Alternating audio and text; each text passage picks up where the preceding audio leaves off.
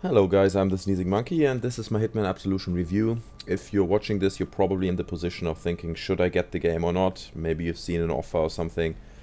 I'm going to come to that in the very end of the video, but until then I'm going to give you a few of my impressions, what I thought worked really well and what I thought didn't work very well.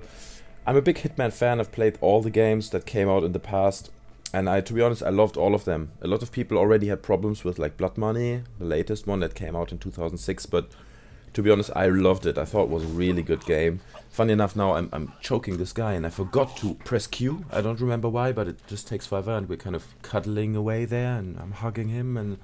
But then it gets all serious and I'm just pushing Q and then he faints. So like I said, I'm a big fan of the Hitman series. I loved all the games. I loved the mechanics. I always found it was quite a unique approach to a game. When it came out, of course, you had, games like Splinter Cell, which were basically stealth games. But Hitman was different, and it had put such an emphasis on how you use the environment. You needed to look around, observe what happens around you, and think about how you can make use of the elements, that are available to you. And that was really something that was really intriguing. And when this one came out after a 6 years break from the previous game, which was Blood Money 2006, 2012, it's Absolution, and I was really stoked and couldn't wait for it. And now I was really curious to see if it can live up to the expectations. And I have to say, to the big extent it does. It's a really good game, it looks really great, you can see that the game has a massive budget. The design and the detail of the level is just stunning. It's really beautiful, but at the same time there are a few downsides to it. Yes, they have great graphics. It's based on the Glacier engine, by the way, which is a beautiful engine. It runs very smooth, at least on my machine, and doesn't cause any problems, even with maxed out resolutions. Absolutely fine. So I love the engine, but the problem I had was that the settings were just not as great. While in the previous games, let's just stick with the example of Blood Money, you had settings like the opera, right? And you are in this opera and there's a rehearsal happening and it's just this massive space that you can go through and find your own way. You can sneak backstage and stuff. It was just such an amazing setting. Or for instance, there was this party in the Antarctic, right? I think it was a Christmas party or something for like a football team. I don't remember exactly, but they were all sitting in this pool in the Antarctic, and then you had to kill like one guy there. And it was just such a fantastic setting. It really helped you to immerse yourself into the environment, and you just wanted to go there. And when the scenario was described, you were like, "Wow, that's amazing! Really cool." So I found they missed this opportunity here a little bit. It's too much like just, factories, and then you're in Chinatown, and then you are in some kind of police station, and it's just not as fun, I mean, I want to see like I don't know, a derelict fun park, like an amusement park, or maybe, I don't know, a secret underground base, or some locations that are just a bit more intriguing, because I think while the story is very important, a quick time event here, you see when you take people down in close combat, you have like this push W, push E, to take them down. While I felt that the graphics were great, the story is great, they just didn't package it in the right situations, and maybe they underestimated the importance that this has for players, in what kind of setting you're actually playing. And so far it didn't really work for me.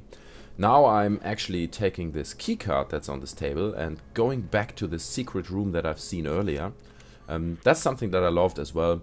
In the previous games, you always find rooms that are locked, you can't get into them. But then you find the keycard, you get in, and I was quite curious what to find in that. I didn't really know, because in the previous levels I didn't find many secret rooms, and I didn't know what to expect or what the reward would be to get into this room. So you just go there, you open the door with your keycard, and surprisingly enough, it's like a weapons chamber. It's got all kinds of stuff, and there I'm seeing already a point of interest, which is a mine. I think in the previous games, and I'm not sure here, Hitman didn't have mines. It was not all about like explosions and stuff. I don't remember it being. It was a very quiet game. Anyway, the mine inspired me to do a few funny things, which I'm going to show you now. right after the scene I got into a bit of trouble, that's why I'm cutting there, and I had to hide in this box. And as you can see, there are loads of guards there on the right sneaking around and trying to find my location. But obviously they would never get the idea to look into this massive box, this human-sized box, you know, because there's no way that I'm in there. So anyway, they all disappeared now. I'm getting out, being careful about this, and then just throwing the mine. And you can see the issues there with the controls. I'm trying to pick the mine as a weapon and it just doesn't work immediately. It's like, oh, roll the mouse wheel and then click again to choose, and it's all a bit all over the place. I'm throwing the mine. The sound of the falling mine attracts the enemies. They're getting to there. And my plan actually works out quite well. Obviously, you have these moments now where you just have to be patient and just wait for stuff to happen. Let me talk a little bit about this transparent hint view. I don't know how they call it, but you can look through walls. I think I should be activating that here in a second. You can see the enemies, you can see the enemies' walkways, how they go through the space, and that helps you a lot. Obviously, you can deactivate that to play it like hardcore, like in the old games, but I left it on, you know, I thought it might help me. It's a while since I played a Hitman game, and you can see everyone is gathering here now, and one guy walks into the mine and kaboom! Kaboom! That's right. So, took out a few there. But you can see now, oh, look what happened. Oh, there was an explosion. Let's walk away as if nothing happened. Oh, give me a minute and we have forgotten about it. And you know, that's just something that feels to me like it's been so casualized, and like the whole game has been simplified just so more people can play it. And I think that's the wrong way. I mean, other titles like, I don't know, DayZ, for instance, which is so buggy and so complicated to use, and still so many people play it because it's just a great game, and actually this element of hardcore gameplay makes it even more attractive to many players. So I'm not sure it is the right decision to casualize that game. So you see here throwing another mine, which attracts the guys because you throw a heavy object like this and it falls on the ground, causes a sound. You know, the guys are looking for that. So he should be there any second. And yeah, there we go. Beautiful explosion there. The guy flying through the sky. The car next to it caught fire. And next to that car is another car. And I was just hoping I blow that one up. It lights the other one on fire. And that's what actually happened. And that gives you a bit of time and distraction, basically. So you can get through there and not be seen by the enemies, because they obviously are paying more attention to other things now and not necessarily to you. One other thing that I felt was a bit of a downer on that game was that it's not as open world as the previous games, and let me explain what I mean by that. In the previous games, stick with the example of Blood Money, you are in the Opera. It's a massive building, you can go anywhere you want, anytime. Here you're infiltrating this factory, for instance, and you're going through 4 or 5 iterations of small encapsulated levels. Right, so you're going from one level to the next, and it's not one big world anymore with like hundreds of elements that you can interact with. That kind of brought me down a bit. Another thing is, now you see here, I got caught and I got in trouble by shooting around, you know, and now kind of the shit hits the fan, it's all over the place, I need to hide, try to survive. And that's something that's actually really well done, because if you get in trouble, it's not easy to fight your way out. It's actually quite difficult. Unless you're really lucky and you can hide immediately so that nobody will see you anymore and people will forget about it. It's quite tricky to get yourself out of it. The enemies are flanking you, they get close to you, they attack you, they keep you really busy. New enemies are spawned. So it's obviously a game that is made for stealth gameplay.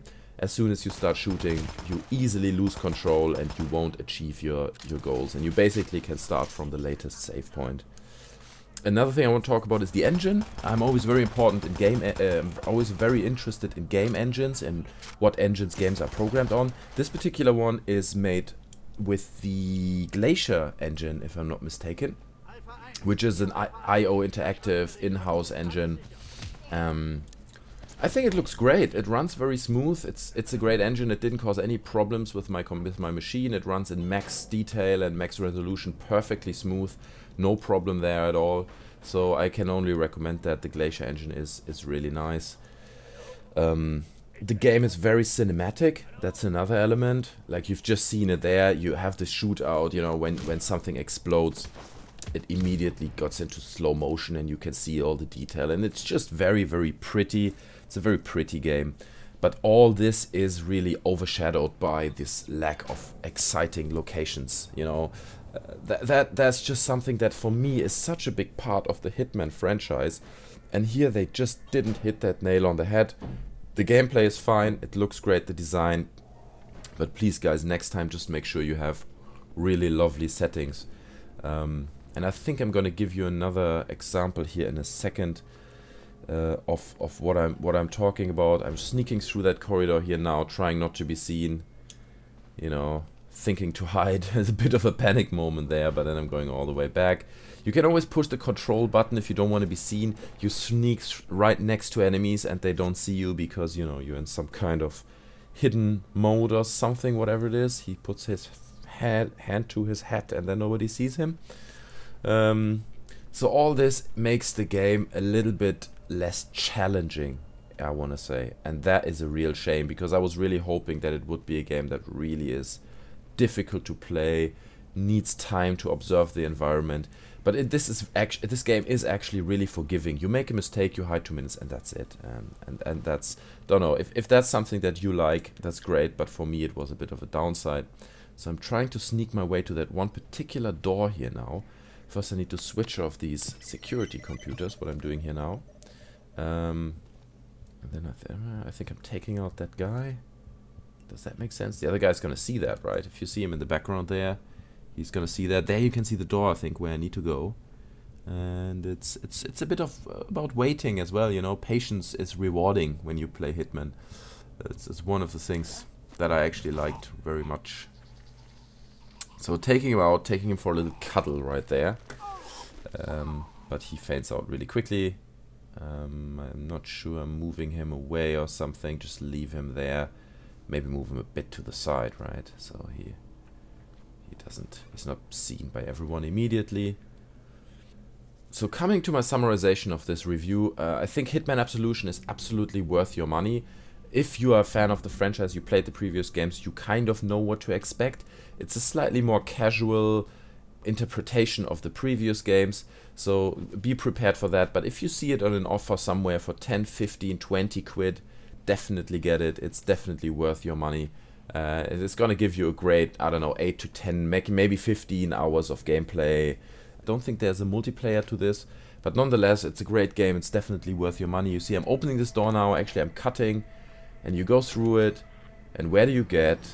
Into the next scenario, which is a great factory in the desert. And it's like, oh, dude. Oh, dear. I don't even want to infiltrate this, you know. I mean, look at it. It's like, it's just boring shit, you know. Where are my exciting locations? Where are my, you know, huge villas in Beverly Hills that I have to infiltrate? Kids' birthday parties and opera houses, parties in the Antarctic. Where is all that exciting stuff, guys? Instead, you know, we're just getting factories in the desert, which is about as exciting as a kick in the nuts. Anyway, thanks guys for watching this video. If you have a different opinion on Hitman Absolution or you experience the game differently, just let me know in the comments. I would appreciate that. I hope my video helped you a little bit to get an insight of how that game works and if it's worth your money. Thanks very much for watching the video. I see you next time. I'm out. Bye.